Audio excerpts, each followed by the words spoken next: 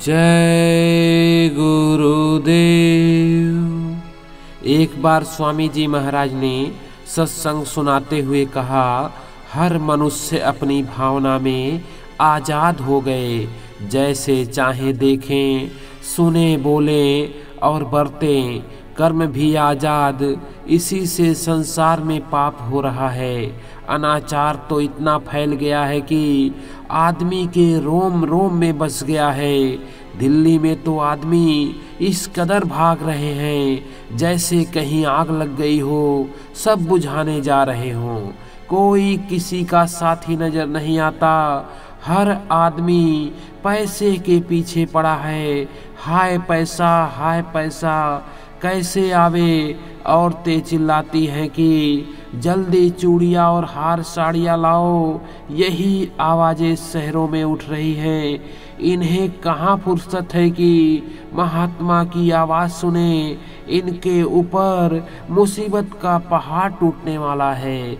आज दुनिया दुखी है, प्रार्थना करके पूछती है कि दुख से छूटने का सामान होगा जरूर, पर अभी कुछ देर है। जब दुख की सीमा का अंत होता है हद, उसी वक्त दुख का विसर्जन हो जाता है और सुख आने का आवाहन होता है। आएगा वह वक्त जरूर, पर समय पर। एक आदमी का प्रश्न है कि क्या होगा, दुनिया खत्म होगी, कब होगी? 30 वर्ष है, इसी में पाप पढ़ेंगे, आबादी कम होगी, मुल्क के मुल्क खत्म होंगे, मनुष्य को बैठने की जगह नहीं मिलेगी। गुरु और शिष्य का संबंध समझने में लोगों को भूल व भ्रम पैदा होते रहते हैं। हालांकि बात स्पष्ट है कि गुरु रास्ता दिखाने वाले हैं और शिष्य अपना जोर लगाता है। शिष्य क्या करे, जैसा रास्ता उसे दिखता है वैसा बयान करता है, परंतु समझता सही है कि शिष्य कुछ समझता नहीं है। होगा वही जो गुरु की हालत से होगा। शिष्य अपनी दखल उसी वक्त पावेगा जब मेहनत करेगा। गुरु की ताकत से शिष्य ऊपर चढ़ेगा जरूर, परंतु शिष्य की सूरत ऊपर के स्थान पर ठहर नहीं पाएगी। उसका कारण यह है कि अपनी मेहनत से सूरत टिकने का स्थान बना लेती है। इससे गुरु कृपा लेकर मेहनत करो। जो जीव उपदेश लेकर मेहनत नहीं करते हैं और मुक्त के हरामखोर हैं, उन्हें कुछ नहीं मिलता है, क्योंकि गुरु ने मुक्त का धन उनके नाकिस कर्म अनुसार न दिया हो तो अभाव में आकर मुक्त का धन लेने की नीयत से चोरों की तरह घूमते रहते हैं, और जब नहीं मिला तो वहाँ से हट जाते हैं। ऐसे जीवों के मन में अनेक विकार रहते हैं। आप भरमे हैं और दूसरों को भरमाते हैं। ऐसे जीव संतों के पास बहुत आए और चले गए और आज भी हैं। कर्म अनुसार बेचारे धक्के खाकर 84 में चले जाते हैं। उनका कोई रक्षक नहीं होता है। जीवों को संभलकर गुरु के पास जाकर साधन में तत्परता रखना जरूरी है, जिससे सूरत अंतर में जाग जावे और शब्द की धार को पकड़ ले और सूरत में चैतन्यता आ जावे। इससे गुरु की आज्ञा का पूरा पालन करना चाहिए। सत्संगी जनों को आपस में किसी प्रकार की तंतनी नहीं करनी चाहिए और कोई ऐसा शब्द प्रयोग नहीं करना चाहिए जिससे दूसरों को दुख हो। वचन उतना बोलो जो दूसरा आसानी से सहन कर सके।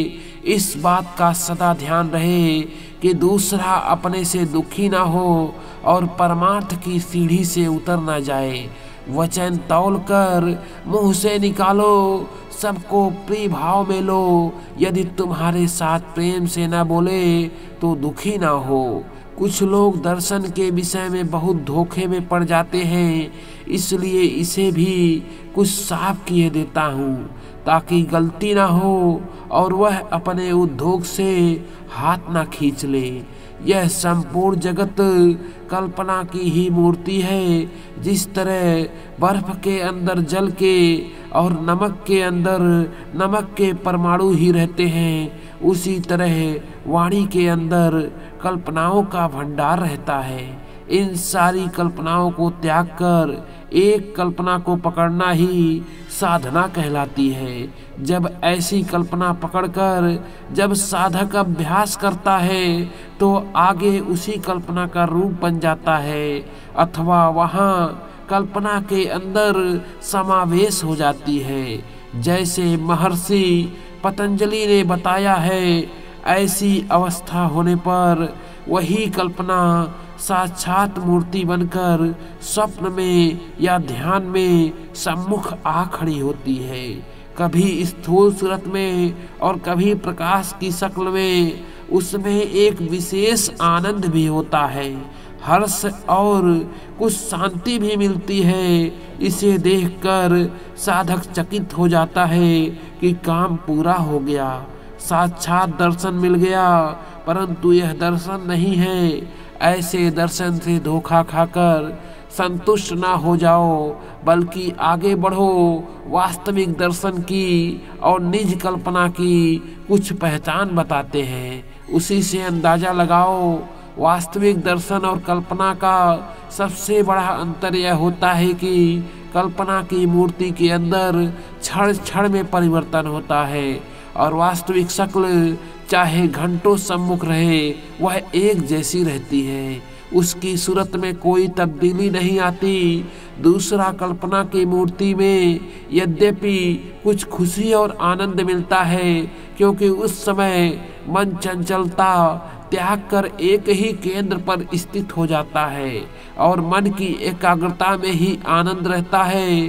परंतु असली दर्शन के समय आनंद के साथ साथ ऐसी एक शांति होती है जिसमें न तो कोई चिंता या घबराहट रहती है, न किसी प्रकार का भय रहता है। जैसे सती स्त्री अपने बलवान पति को समीप देखकर निर्भय हो जाती है, जैसे निर्बल बालक अपने माता पिता की गोद में बैठकर सारी व्यवस्थाओं से अपने को मुक्त देखता है, वैसे ही उस समय उपासक की दशा होती है। वह अपूर्ण ढाढ़स और साहस अपने में पाता है, सारी अलौकिक शक्तियां अपने अधिकार में देखता है। उसे ऐसा प्रतीत होता है मानो कामधेनु और कल्प वृक्ष दोनों उसके आश्रम में ही आ गए हैं और मन चाही वस्तु देने को खड़े हैं। उतनी देर के लिए जीव की अल्पज्ञता जाती रहती है, वह सर्वज्ञ हो जाता है। जय गुरुदेव।